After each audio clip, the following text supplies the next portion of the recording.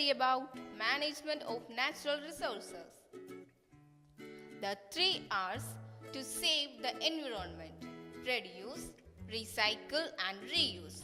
What do they refer to? Reduce. This means that you use less, you save electricity by switching off unnecessary lights and fans. You save water by repairing leaky taps. You do not waste food. Recycle. This means that you collect plastic, paper, glass and metal items and recycle these materials to make required things instead of synthesizing or extracting fresh plastics, paper, glass or metal. Reuse. This is actually even better than recycling because the process of recycling uses some energy. In the reuse strategy, you simply use things again and again. Instead of throwing away used envelopes, you can reverse it and use it again. Why do we need to manage our resources? Why do we need to use our resources carefully? Because these are not unlimited, and with the human population increasing at a tremendous rate due to improvement in healthcare, the demand for all resources is increasing at an exponential rate. Forests and wildlife. Forests are biodiversity hotspots. One measure of the biodiversity of an area is the number of species found there. The main aims of conservation is to try and preserve the biodiversity we have inherited. Experiments and field studies suggest that a loss of diversity may lead to a loss of ecological stability. Do you know how many industries are based on forest produce? A short count reveals timber, paper, lac and sports equipment. Industries would consider the forest as merely a source of raw material for its factories. A huge interest groups lobby the government for access to these raw materials at artificially low rates. Sustainable management. Forest resources are often made available for industrial use at rates far below the market value, while these are denied to the local people. The Chipko Andolan was the result of a grassroots level efforts to the end of alienation of people from their forests. The movement originated from an incident in a remote village called Reni in Garhwal. High up in the Himalayas during the early 1970s, there was a dispute between the local villagers and a logging contractor who had been allowed to fell trees in a forest close to the village. On a particular day, the contractor's workers appeared in the forest to cut the trees, while the menfolk were absent. Undeterred, the women of the village reached the forest quickly and collapsed the tree trunks, thus preventing the workers from felling the trees. Conservation of a replenishable resource, specifically the method of use, was being called into question. The contractor would have felled the trees, destroying them forever. The communities traditionally lop the branches and pluck the leaves, allowing the resource to replenish over time. The Chipko movement quickly spread across communities and media and forced the government, to whom the forest belongs, to rethink their priorities in the use of forest produce. A study of rainfall patterns does not reveal the whole truth behind the water availability in various regions in India.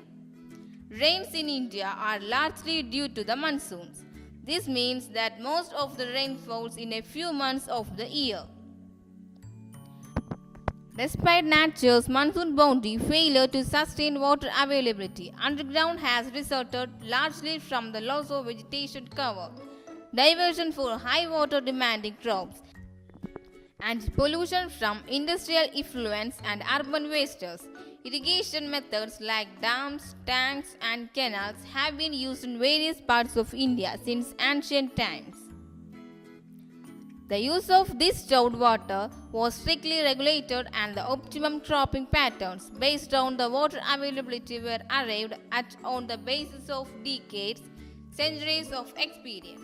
The maintenance of these irrigation systems was also a local affair. Water harvesting. Watershed management emphasizes scientific soil and water conservation in order to increase the biomass production. The aim is to develop primary resources of land and water to produce secondary resources of plants and animals for use in a manner which will not cause ecological imbalance.